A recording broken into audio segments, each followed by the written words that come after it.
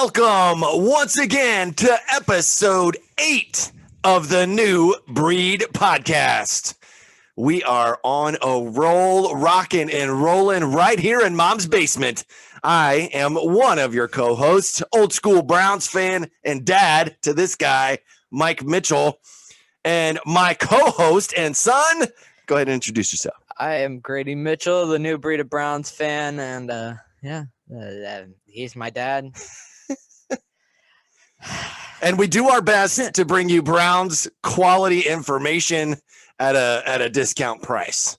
We are like Ollie's or what's the discount price furniture guy? Never mind. Dave's Discount. Is it Dave's? It's not a discount. It's anyway.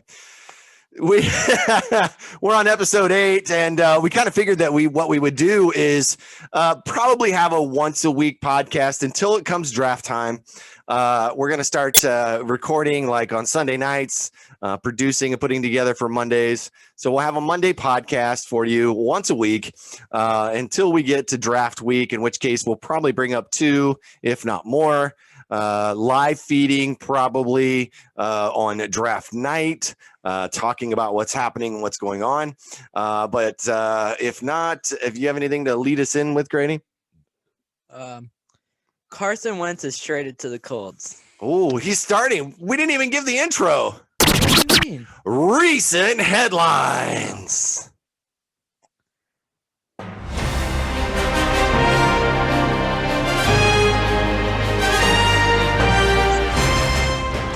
All right, go ahead. Carson Wentz is traded to the Colts. Carson Wentz is traded to the Colts. That's all you got. For not very much. I mean, a third round this year and a second round next year that could turn into a first round. Could turn into a first. If he plays 75% of his snaps, it turns into a first. I think there's a lack of due diligence in reporting on this, in the sense that they have to take they're picking up his salary too. So it's not like it's a free deal, right? But to give up a third this year and a second conditional, which could turn into a first next year, I don't know that that's completely, a great deal. I mean, I think it's a great deal for what they're getting, in honesty. But I think Carson Wentz is going to play better under Frank Reich than he did under Doug Peterson. That's my personal opinion. Yeah. Got better receivers there too, more of them too. Running game. Yeah. Jonathan Taylor. Whatever that other guy's name was. Naheem Hines. Yeah, that's what I was thinking of. I was thinking Hines. Is he a running back? Maybe. Yeah, he's kind of does everything though. He does kick returns, all that fun stuff. All the fun stuff. Next up, we have a great article. Wendy Oliveros, BrownsNation.com, put together J.J. Watt's thoughts on Mayfield could be deciding. J.J. Watt's thoughts on Mayfield could be the deciding factor in his decision. She went into detail. It was actually really good. Wendy breaks down what it would take to land J.J. Watt. She notes that ESPN's Ed Werder says that remembering his priority is winning a Super Bowl above all else. But after that, 1, it's quarterback, 2, it's supporting personnel, and then 3 is money.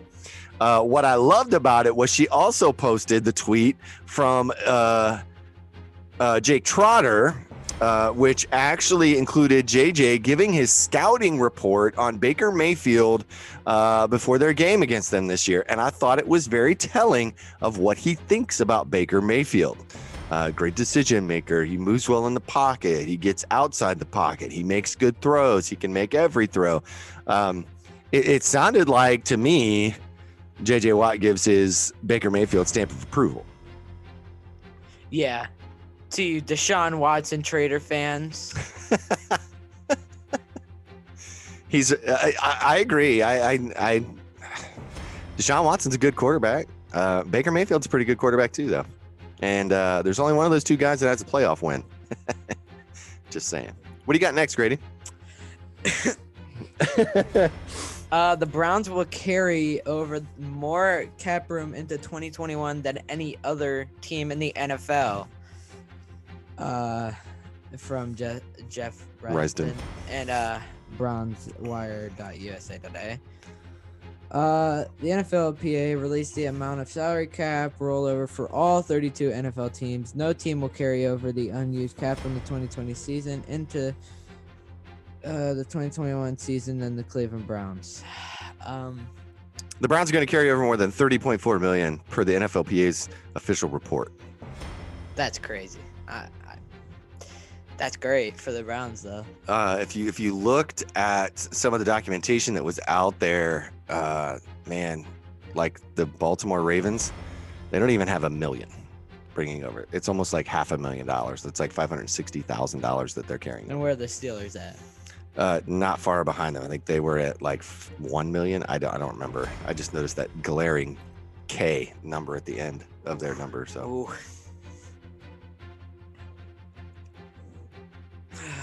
Cleveland's the only team that made the playoffs in 2020 to carry over more than 16 million in cap room.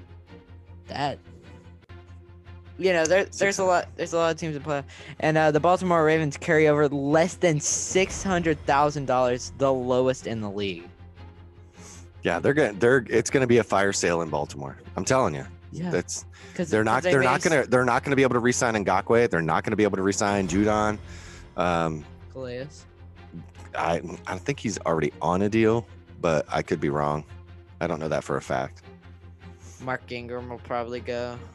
Oh yeah, they already released him. I thought a while back, because remember he gave that touching. He gave jerseys to everybody on the team, like all the guys, and signed them, and it was such a touching moment. Big trust. Got to move on. So. Big is no longer on the big team. one of my favorites in this next one, Pete Smith, SI.com, Browns Digest.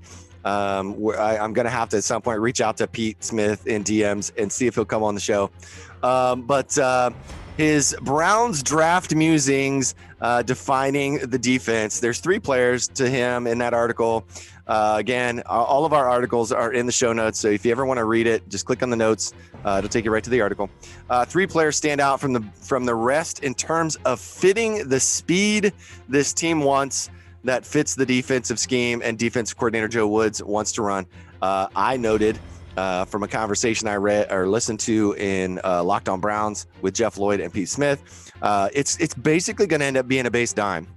You're probably going to have 3 corners, 3 safeties with a 4-man front, I'm assuming, and then 1 linebacker. So you're not going to have that traditional look, but you're going to have guys like Ronnie Harrison who are playing that mix rover / what we've been known to call Viper, that role in the defense. The guys that he mentions in the article, one was Trevon Moehrig, from the safety from TCU. His belief was that if the draft were held today and Moehrig was available, I think the Browns would take him. Free agency could change things. They could sign a free agent safety and not need to take a safety at 26. The second one was Jeremiah Owusu-Koramoah, linebacker / safety from Notre Dame. He doesn't really fit the size mold of a true linebacker. He played kind of a rover for Notre Dame, and he should play the same role for the Browns if he gets drafted. Experience playing in the box, yet covering in the slot. Coming downhill, Koramoah can play a valuable role in the defense, no matter the situation. In dime, he can slide into the middle linebacker spot. Another one was Asante Samuel Jr., the corner from Florida State, probably one of the best corners in college football.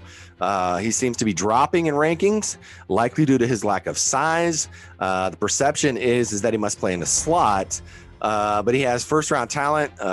Some of the list is the perception he must play the slot, but he can move second, third round maybe. And if he does, there's tons more in the article with links in the show notes to talk about these 3 players and more things about what Pete views the team as and needs. Grady, what do you got? The Cleveland Browns secondary members that will have to wait. What? 3 Cleveland Browns secondary members. Oh, 3 Cleveland Browns secondary members that will move on to new teams. Greg Millen at Dog Pound Daily.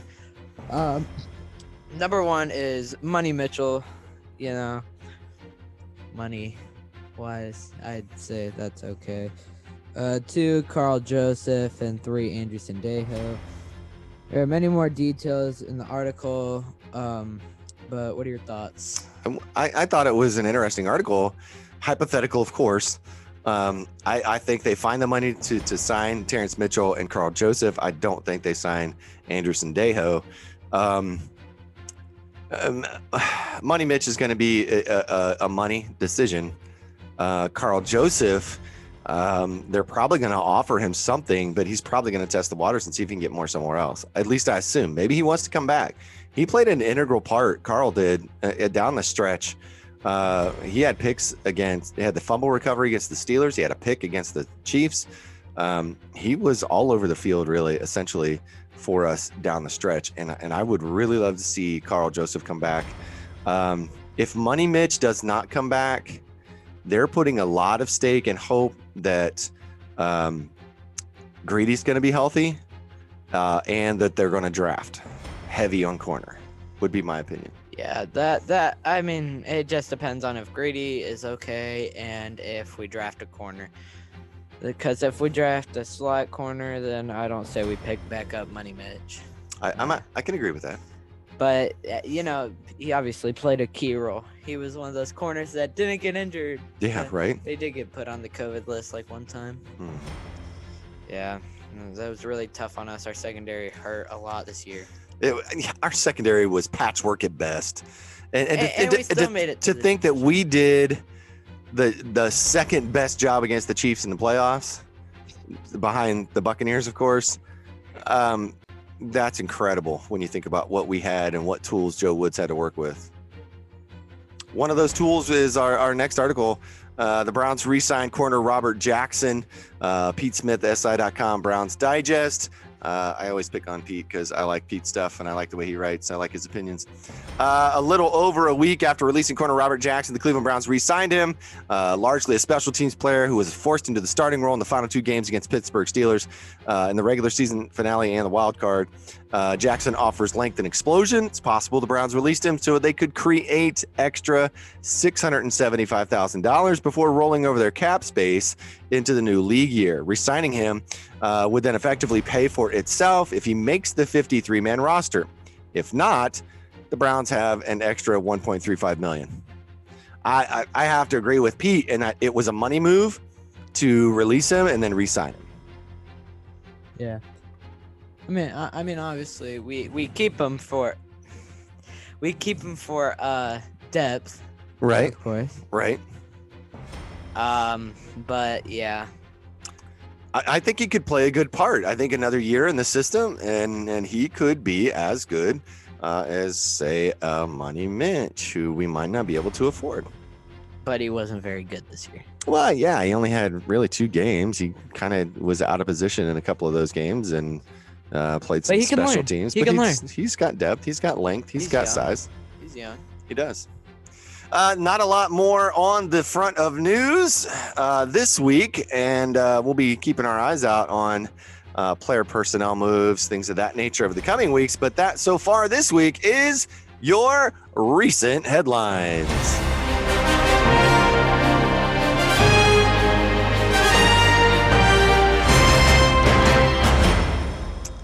And so that brings us to our next segment, which we have been doing throughout February. We have been celebrating African-American players within Browns history. We have done Bill Willis, help me out, Marion Motley. Last week was Jim Brown, and now this week. So Jim Brown has been often considered the best football player ever. And he just recently had a birthday. And he is probably the best running back ever, if not the best running back ever. And then the Browns had the opportunity to have what some consider the best wide receiver ever in the history of football. Yeah, you know who I'm talking about. Paul Warfield. Paul Dryden Warfield, and this is your Browns Black History moment. Paul Dryden Warfield, born November 28th, 1942. He's an African-American former professional football player who was a wide receiver in the National Football League from 1964 to 1977 for the Cleveland Browns and the Miami Dolphins, except for a year in the World Football League with the Memphis Southmen. He was known for his speed, fluid moves, grace, and jumping ability. A consistent big play threat throughout his career, and his 20.1 average yards per reception is the highest in NFL history among players with at least 300 receptions. A star halfback in college for the Ohio State Buckeyes football team, Warfield was twice named to the All-Big Ten Conference team. He was drafted in the first round of the 1964 NFL Draft by the Browns and converted into a wide receiver. After 3 Pro Bowl appearances with the Browns, he was traded to the Dolphins, with whom he made another 5 Pro Bowl appearances. He then spent 1 season in the WFL with the Southmen before returning to the Browns for his final 2 seasons of play. Paul Warfield went to Warren G. Harding High School in Warren, Ohio. He attended Ohio State University and in 1964 was a first-round draft pick 11 in the NFL draft. His career history was with the Browns from 1964 to 1969. He then went to the Dolphins in a trade from 1970 to 1974. He played for the WFL Memphis Southmen in 1975, came back to finish his career in 1976 and 1977 with the Cleveland Browns. His career highlights and awards are almost as long as Jim Brown's. He was a 2-time Super Bowl champion with the Dolphins. Super Bowl 7 and 8. He was an NFL champion with the Browns in 1964. He was an 8-time Pro Bowl. He was an 8-time Pro Bowler. He made the Pro Bowl in 1964 and 1968 through 1974.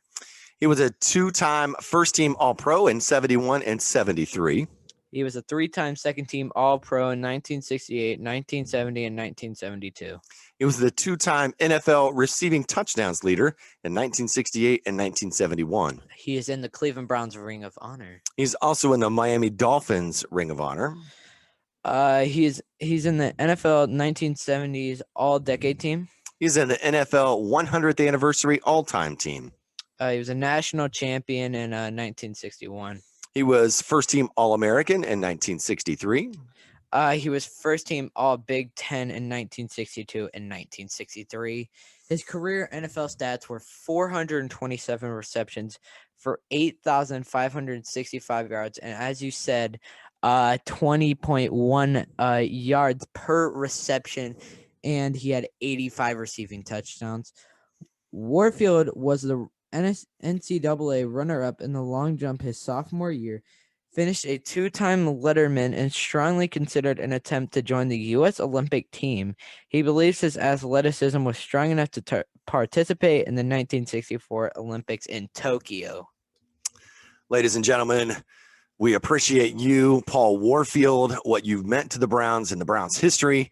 You were an incredible athlete and even better human being. We are so glad to celebrate you in this, our Browns Black History moment. Pretty good player. He was an amazing player. Amazing player. Like when I was young, he was that guy. He was one of those guys that as a kid you emulate out in the front yard. Like it would be Rocky Blyer, and it would be, for my neighbors who were Steelers fans, and that it would be, for me, it was Brian Sipe, guys like Jim Brown, guys like Paul Warfield. So he was pretty incredible. So now we want to take you to a feature. One of the things that came out, and it's probably been out for a while now, and I know we happened to take a look at it. So Cleveland Browns YouTube channel released the Browns best offensive plays from 2020. There's a few plays in here. It's narrated by the Browns radio broadcast team. So your amazing and incredible play-by-play announcer, Jim Donovan, alongside color commentator Doug Dieken, also a former Browns offensive tackle. They are going to run down some of of their and some of Cleveland's top plays for you.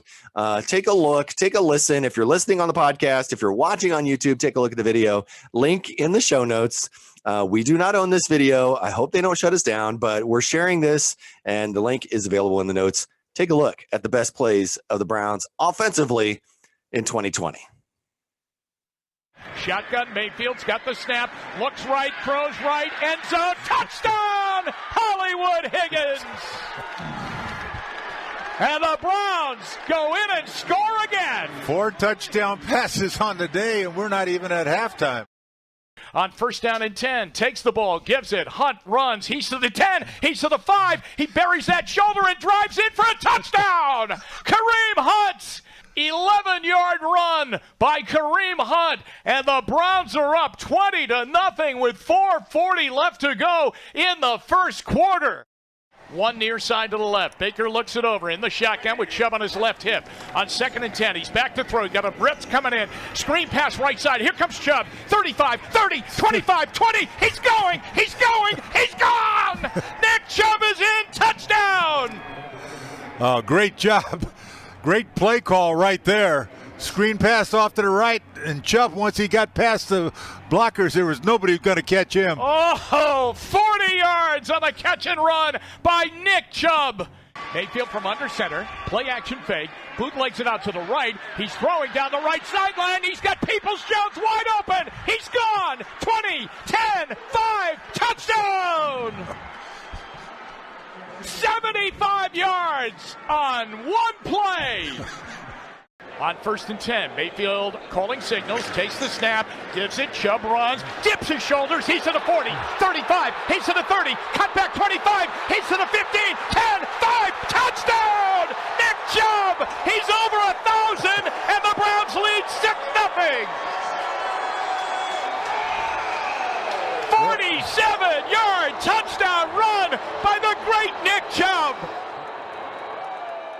Landry motions right to left. Baker's got the snap on down and 4. Delivers the ball. It's caught. Landry's got it at the 25, at the 20. Peoples-Jones blocking for him. He's at the 10, the 5. He leaps and scores. Touchdown. And the Browns lead 13-0. Baker Mayfield to Jarvis Landry. And on first down, a little toss sweep goes to Chubb, and on an end around, they give it to Landry, and he's going to fire down the field into the end zone. Touchdown! Odell Beckham Jr. Around the horn they went. It went from Mayfield to Chubb to Landry, and the old southpaw fired it down to OBJ in the end zone. His 6th career touchdown against the Cowboys. In the backfield, 2 receivers left, 1 right. Mayfield back to pass, looks, going towards the end zone, and it's caught by Donovan Peoples-Jones. Touchdown! He got it! He got it! The rookie from Michigan got it with 11 seconds left to go! A back shoulder throw, unbelievable catch, unbelievable throw. Right corner of the end zone. Baker Mayfield to Donovan Peoples-Jones. Wow, what a play! Mayfield on first down, and he's going to bootleg it out, near side looking. He's going to go long and deep. Beckham's out there. He's got it in the end zone. Touchdown, OBJ. Wow, 43 yards, a beautiful shot.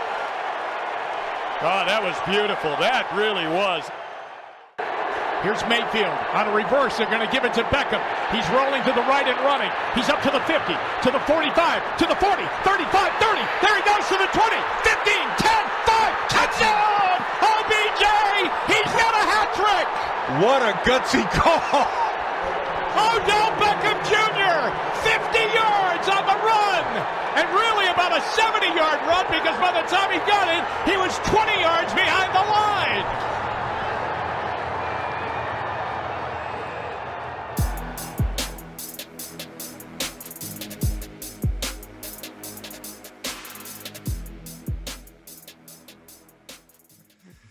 And so those were the best plays of 2020 based on the Cleveland Browns YouTube channel and your narrators, Jim Donovan, play-by-play, color commentator Doug Dieken. Again, link is in the show notes.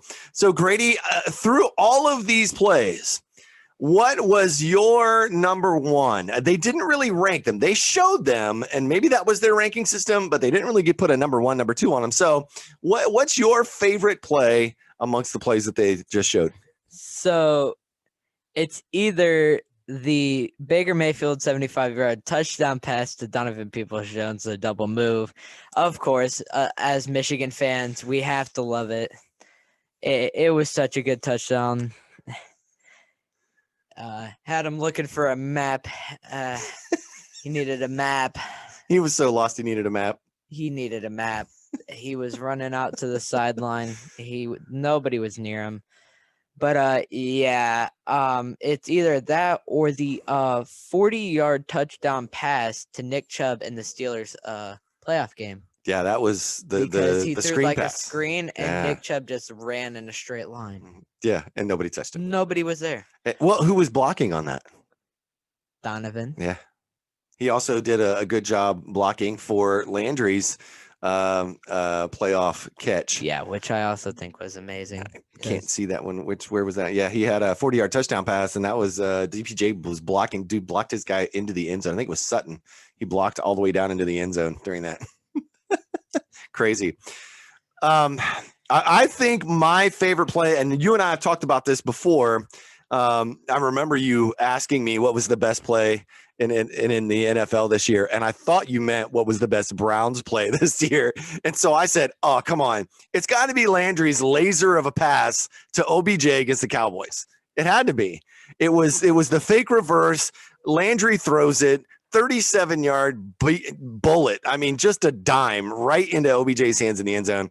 I thought that was one of my favorites. I don't think you can look past the game-winning touchdown at the Bengals week 7. Now, the reason I say this is it's not just because it was to DPJ. It's not just because DPJ made an amazing back shoulder, toe drag swag catch. It's the fact that winning that game in the way that they did set forth a course of events that would basically change the rest of their season. They would face it without OBJ. They would face a stretch of games without Myles Garrett because of COVID. They would face COVID after COVID problems. They would even go into the playoff game without their coach because of COVID. And I think that win at the Bengals in week 7, it solidified them. It brought them together as a team. And that game-winning touchdown pass to DPJ was the catalyst that moved everything.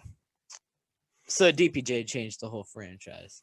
I think and I bet they are too. I'm expecting huge things out of DPJ. Huge things. I think if they can get him into the system early, he can be a speed threat. I know you don't think so because he's 6'2", 6'3", and 200 plus pounds. But he's a kick returner. Yeah, because he ran a 4.35, I think. Yeah, at the combine. I mean, it's not like the guy isn't fast. He's not, a 4.29, 4.30 fast, but he's still fast. But he's not Henry Ruggs fast. No, he's not Henry Ruggs fast, but the dude's still fast.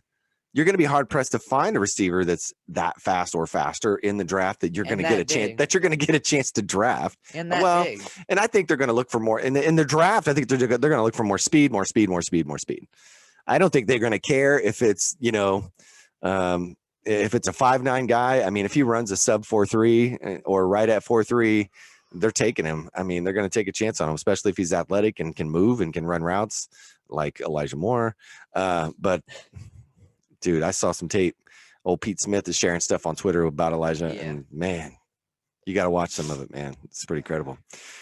Let us know what your favorites were. Let us know what you enjoyed the most. Let us know with some feedback. Give us some comments. We're probably going to post and share things on Instagram about what our favorite plays were, and I hope that you will join us in commenting on what some of your favorite plays were. What happens next? There's a lot of dates. Went out to Sportskeeda. They had a whole link of nothing but dates. So the next date is going to be February 23rd. It's coming up real soon. Matter of fact, it's coming up Tuesday. Every team is going to have their franchise/transition tag designation done. they're going to have that player designated March 1st, which again is not that far away, only a week away. Deadline for eligible college football players to return to basically say, I'm going into the draft or I'm not. I'm going back to college. March 17th begins the new NFL league year, and free agency begins at 4 p.m. Where J.J. Watt comes to the Browns. Where J.J. Watt signs with the Browns. It's happening. And it's possibly happening. others. I think it's going to happen. I think J.J. Watt's going to come to the Browns. I think that means we don't re-sign Olivier Vernon, and possibly have to make some other changes. But yeah, that's okay with me. I think it's worth it. April 5th then is the start of the offseason workouts for teams with new head coaches, which we don't have this year. We don't have a new head coach this year. We don't have a new head coach. We don't have to start early. Let's go, because Kevin Stefanski is coach of the year. And he won coach of the year. And so we don't start off-season workouts until April 19th. That means our players get extra vacation. Not only that, but we went to the divisional round of the playoffs. So our guys are probably a little tired. April 23rd is the last day of the restricted free agent signing period. April 28th is the last day for NFL teams to match offers for restricted free agents. And then April 29th through May 1st, the 2021 NFL draft in Cleveland, Ohio, but virtual. Womp, womp. Sucks. So Really we're probably going to pay attention to it. We're probably going to be, again, a weekly podcast until draft time. It makes sense for us, I think, schedule wise, and he's going to have soccer matches and training and all that stuff coming up soon anyway. But we are looking forward to then bringing you quality content once that starts. We probably start following the off-season workouts, see who's there, see who's showing up. Watch training camp. Watch training camp. I have to tell you, can I share the story of what we did for training camp this past year? Yeah. It was virtual, right? Oh. And we were still in not quarantine, but we were shut down. You didn't have school. Things weren't open. I don't think restaurants were open at that point in time. Because it was, big part of the pandemic already.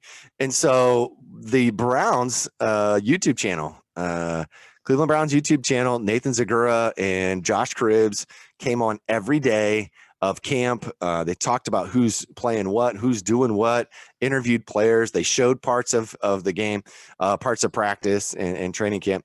And this guy and I sat down, and every day we had a notebook ready, and we looked and we wrote down the names. Where that went? I know, we got to find it. We have to find them. We wrote down names of guys to watch. Like, oh man, did you see the plays that so and so made today? We really need to watch him in the season. We should go back and find that. We could have that. That could be a whole segment. Just going back over.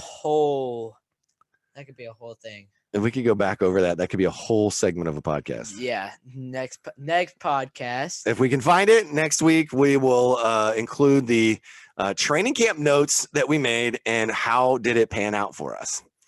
Like, we talked a lot about Harrison Bryant. That worked out pretty well. That's a name I remember. DPJ was a name I remember. Yeah, he had flashes in camp. But there was a corner that we named. Was it Kevin Johnson, corner, cover? Cover Johnson. Yeah, cover. I think it was because he was all over training camp, but I don't know. He kind of disappeared in parts of the season. That could have been just the grind, but Cover Johnson was one that we saw a lot in training camp. Because nobody wanted to throw to him. That and there wasn't a lot of guys healthy in camp either. So. Yeah, a lot of practice squad players that we talked about, and they didn't make the team, but we thought that they were impressive. Right, they did a good job. They showed out when they had to. We don't really have any shout outs this week. That kind of stunk. Get out there, leave us a message, leave us a comment. Let us know you want a shout out. We'll give you a shout out. Let us know how we're doing. Let us know what you want to see us do. We'll probably have a mock draft next week. We might just do that live sometime during this week. We'll include that then in our show next week. Maybe. What do you think? Yeah, sure. As we get closer and closer, it's going to make more sense once you see free agent signings happen. You'll get more of a direction. Like if they're out there signing safeties, They're probably not going to draft one at 26.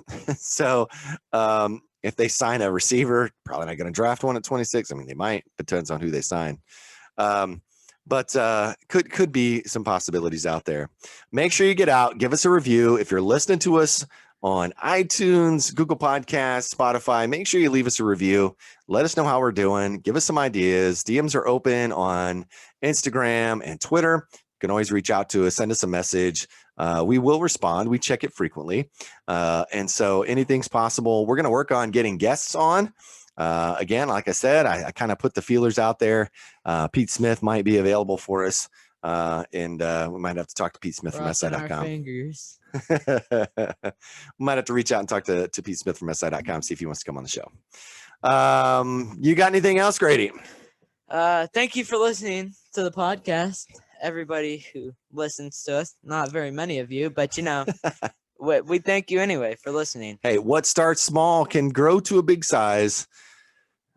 I'm not going to touch that. Anything else with that? That's all I know. It can get bigger. It can be better. The Browns at one point were 0-16, and we made it to the playoffs in 2021. 2020 playoff game was. It's only 4 years. The playoff games were in 2021. 4 years. So just as the Browns, we're going to start small, we're going to grow, and we're going to be big. I think that's horrible visual I just got for that. But anyway, thank you so much. We appreciate you, the fans. Thank you for listening to episode 8 of the New Breed podcast. Go Browns. I told you I'm not going to stop barking. You forgot last time, though.